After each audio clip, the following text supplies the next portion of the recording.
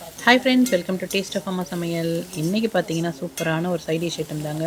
இது நீங்கள் இட்லி, தோசை, சப்பாத்தி எல்லாத்துக்கூடும் சூப்பராக இருக்கும். தயிர் சாதத்துக்கூட கூட ரொம்ப நல்லாயிருக்கும். ட்ரை பண்ணி பாருங்கள். இதுக்கு பார்த்தீங்கன்னா சும்மா ஒரு 2 சொட்டு எண்ணெய் விட்டால் போதும், ரொம்ப சேர்க்காதீங்க. அதில் வந்து வரமிளகா வறுத்து எடுத்து வச்சுட்டேன். அதே மாதிரி உளுத்தம் பருப்பு அதையும் வந்து நல்லா ஃப்ரை பண்ணி எடுத்து வச்சுக்கோங்க. அதுக்கப்புறமா பெரிய வெங்காயத்தில் ஒரு 3 பெரிய வெங்காயம் எடுத்திருக்கேன். அதையும் நல்லா இந்த மாதிரி கண்ணாடி மாதிரி வரும் இல்லையா, அந்த மாதிரி வறுத்து எடுத்து வச்சுக்கோங்க. எல்லாம் நல்லா ஆறட்டும். இப்போ கொஞ்சமாக தேங்காய், நிறைய சேர்க்க வேண்டாம், கொஞ்சமாக இருந்தால் போதும். அந்த தேங்காவையும் அதே கடையில் ரொம்பலாம் எண்ணெய் சேர்க்கலங்க. ஃபஸ்ட்டு அந்த 2 சொட்டு எண்ணெய் விட்டேன் பார்த்தீங்களா, அதிலே தான் எல்லாத்தையும் வறுத்து எடுக்கிறேன். நிறையெல்லாம் சேர்க்க வேண்டாம், கொஞ்சம் கொஞ்சமாக அப்பப்போ ஒரு 2 சொட்டு சேர்த்தா போதும். நிறைய போட்டோம்னா ஒரு மாதிரி சொதன்னு ஆகிடும். அதனால் லேசாக எண்ணெய் விட்டு வதக்கி எடுத்துக்கோங்க. இப்போ தேங்காயும் அதே மாதிரி பாருங்கள், எண்ணெயே இல்லை, அந்த கடாயில் இருந்த எண்ணெயிலே தான் அப்படியே வறுத்துருக்கேன். தக்காளி ஒரு 2 தக்காளியை கழுவிட்டு அதையும் எடுத்து வச்சுருக்கேன். இதில் வெங்காயம் தான் நிறைய இருக்கணும். தக்காளி 2, வெங்காயம் ஒரு 4 இல்லை 3, பெரிய வெங்காயம் மாதிரி தான் 3 எடுத்துக்கோங்க. ஒரு மீடியம் சைஸில் இருந்துச்சுன்னா 4 எடுத்துக்கோங்க. அது மாதிரி தக்காளி கம்மி பண்ணிக்கோங்க. வெங்காயம், அதுக்கப்புறம் தேங்காய், உளுத்தம் பருப்பு, வரமிளகாய், இது பார்த்திங்கன்னா கட்டி பெருங்காயம் இருக்கு இல்லையா, அதுதான். அதுலேயும் ஒரு ட்ராப் எண்ணெய் விட்டு அதையும் நல்லா பொரிய விட்டு எடுத்து வச்சுக்கோங்க. இப்போ அந்த 2 தக்காளி அது வதங்கிறதுக்கு கொஞ்சமாக உப்பு சேர்த்து நல்லா வதக்கி விட்டுருங்க. இப்போ பார்த்திங்கன்னா ஒன்றுமா தனித்தனியாக நல்லா வதக்கி எடுங்க. டைம் வந்து கொடுத்து நல்லா வதக்கணும். ரொம்ப ஸ்டவ் வந்து ஃபுல்லாக வைக்காமல் மீடியம் ஃப்ளேமில் வச்சிங்கன்னா நல்லா பொறுமையாக வதங்குங்க. ஃபுல் ஃப்ளேம் வச்சிங்கன்னா வெங்காயம்லாம் பார்த்திங்கன்னா கலர் மாதிரி ஒரு மாதிரி டேஸ்ட் சரியாக இருக்காது. அதனால் நல்லா மீடியம் ஃப்ளேமில் வச்சு பொறுமையாக வதக்குங்க. அப்போ தான் வெங்காயம்லாம் பார்த்திங்கன்னா இந்த மாதிரி நல்லா கண்ணாடி பதத்தில் இருக்கும். இப்போ வந்து நம்ம வெங்காயம் தான் நிறைய சேர்க்கணும், தக்காளி கொஞ்சம் கம்மியாக தான் சேர்க்கணும். அது மாதிரி தேங்காயும் ரொம்ப சேர்த்துடக்கூடாது. சேர்த்திங்கன்னா டேஸ்ட் மாறி போயிடும்.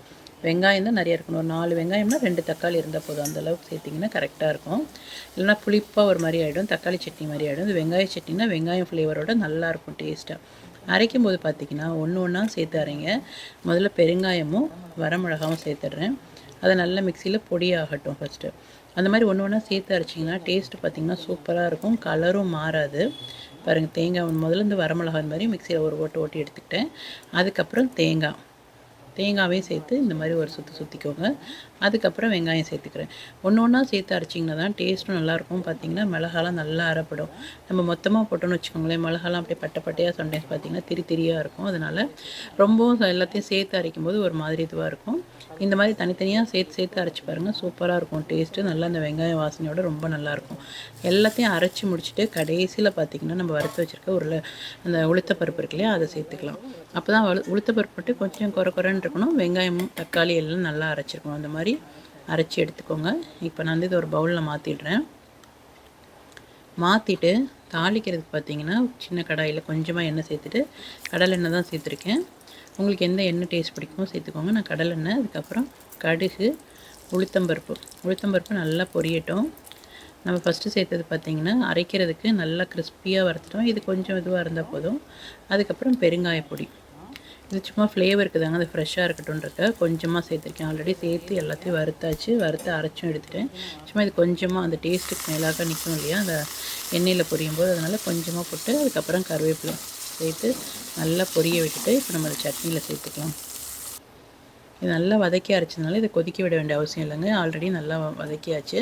ஸோ இப்போ இந்த கடுகு உளுத்தம்பருப்பு தாளிச்சிருக்கோம் இல்லையா, அதையும் இதில் சேர்த்து ஆஃப் பண்ணிட்டிங்கன்னா சூப்பரான சட்னியாக இருக்குங்க. ரொம்ப டேஸ்ட்டாக இருக்கும். நான் சட்னி வந்து முதலே வதக்குனதுனால திரும்ப கொதிக்க விடலை. இது வந்து நான் சூடான இட்லிக்கு சூப்பராக இருந்துச்சுங்க டேஸ்ட்டு. நீங்கள் நிச்சயமாக ட்ரை பண்ணி பாருங்கள்.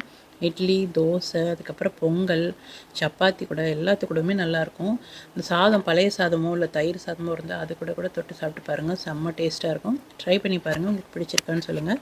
பிடிச்சிருந்துச்சுன்னா லைக் பண்ணுங்கள், ஷேர் பண்ணுங்கள். மறக்காம என்னுடைய சேனலுக்கு சப்போர்ட் பண்ணுங்கள். இதே மாதிரி என்னோடய சேனலில் குக்கிங் வீடியோஸ் இருக்குது ஃப்ரெண்ட்ஸ், பார்த்துட்டு சப்போர்ட் பண்ணுங்கள். தேங்க்யூ.